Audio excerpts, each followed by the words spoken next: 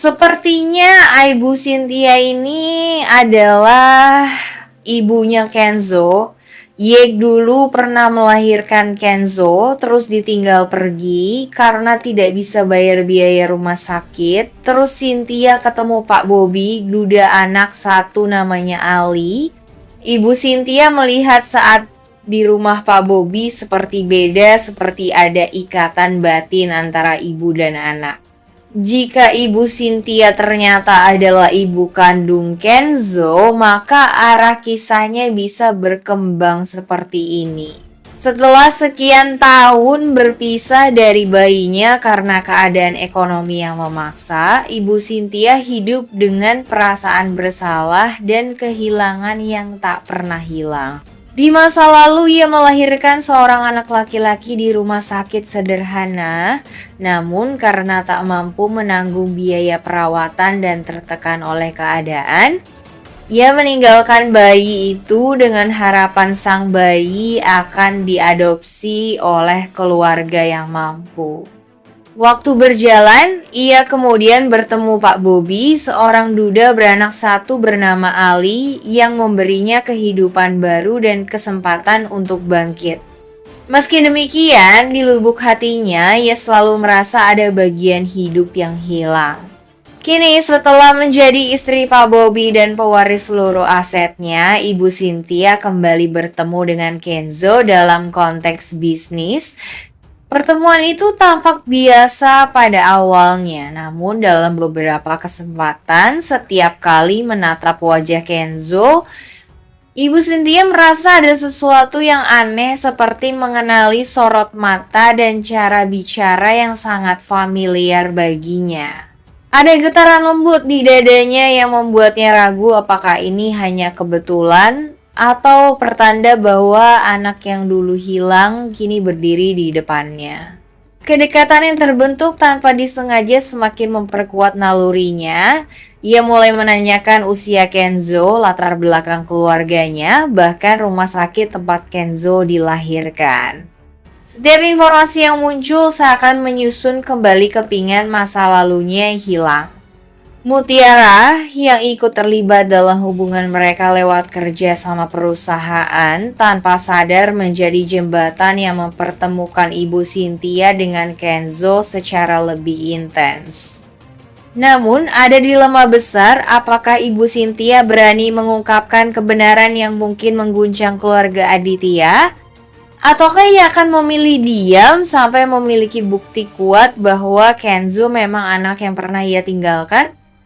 Situasi ini membuka babak baru dalam cerita sebuah pertemuan takdir antara ibu dan anak yang dipisahkan waktu, disatukan oleh keadaan, dan mungkin akan mengubah seluruh arah kehidupan keluarga Aditya maupun Mutiara. Setelah wafatnya Pak Bobby, tanggung jawab pengelolaan investasi yang pernah diberikan kepada perusahaan milik Aditya kini beralih ke tangan Ibu Cynthia.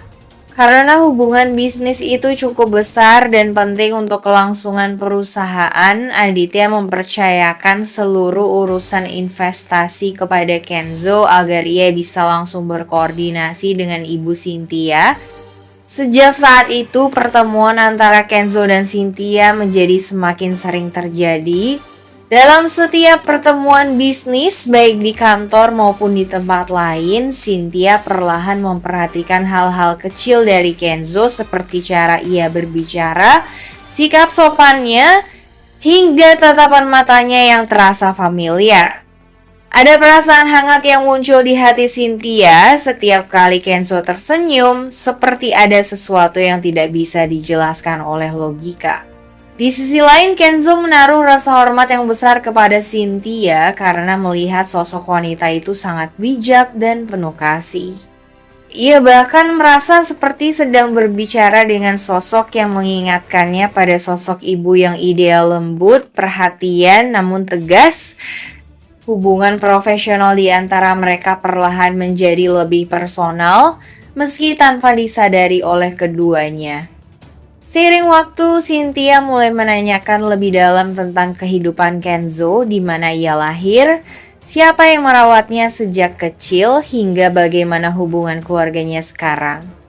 Setiap jawaban dari Kenzo justru semakin membuat Cynthia bingung karena ada potongan kenangan masa lalu yang mulai terhubung dengan informasi yang ia dengar. Perasaan penasaran bercampur haru mulai tumbuh dalam diri Cynthia. Ia sering termenung setelah bertemu Kenzo, membayangkan apakah mungkin pemuda itu adalah anak yang dulu ia tinggalkan di rumah sakit bertahun-tahun lalu. Tapi tanpa bukti jelas, ia memilih untuk memendam perasaannya dan menunggu waktu yang tepat untuk mencari tahu lebih dalam. Dalam situasi ini, penonton mulai merasakan ketegangan emosional yang halus namun kuat. Hubungan bisnis berubah menjadi hubungan batin, dan masa lalu yang tertutup perlahan mulai terbuka melalui pertemuan takdir di antara keduanya. Jika rahasia besar antara Cynthia dan Kenzo ini akhirnya terbongkar, maka seluruh simpul misteri yang selama ini menumpuk di cerita akan mulai terurai satu persatu. Dampaknya akan sangat luas, seperti efek domino yang menghubungkan banyak rahasia masa lalu. Pertama, identitas asli Kenzo akan menjadi titik awal. Jika benar Cynthia adalah ibu kandungnya, maka terungkaplah kenyataan bahwa Rianti selama ini bukan ibu kandung Kenzo.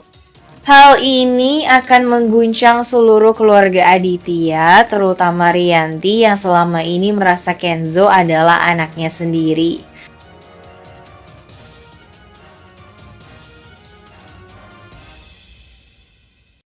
Perhatian dan memberi ketenangan seperti yang dulu ia rasakan saat bersama mendiang Widuri. Sementara itu, Ibu Cynthia sering merasa dadanya sesak setiap kali Mutiara tidak ada di sisinya, seperti ada sesuatu yang hilang. Seiring berjalannya waktu, perhatian Ibu Cynthia terhadap Mutiara akan menjadi benang merah yang penting dalam cerita ini. Dari sinilah akan mulai muncul tanda-tanda bahwa Ibu Cynthia bukan sekadar orang asing, melainkan seseorang yang punya hubungan masa lalu yang sangat erat dengan Mutiara, entah sebagai sosok yang pernah mengenal Widuri, atau bahkan seseorang yang sebenarnya memiliki ikatan darah dengan Mutiara sendiri. Sandra kini benar-benar diliputi rasa cemburu yang semakin menjadi-jadi. Ia tidak lagi bisa menyembunyikan emosinya setiap kali melihat kedekatan antara Mutiara dan Kenzo.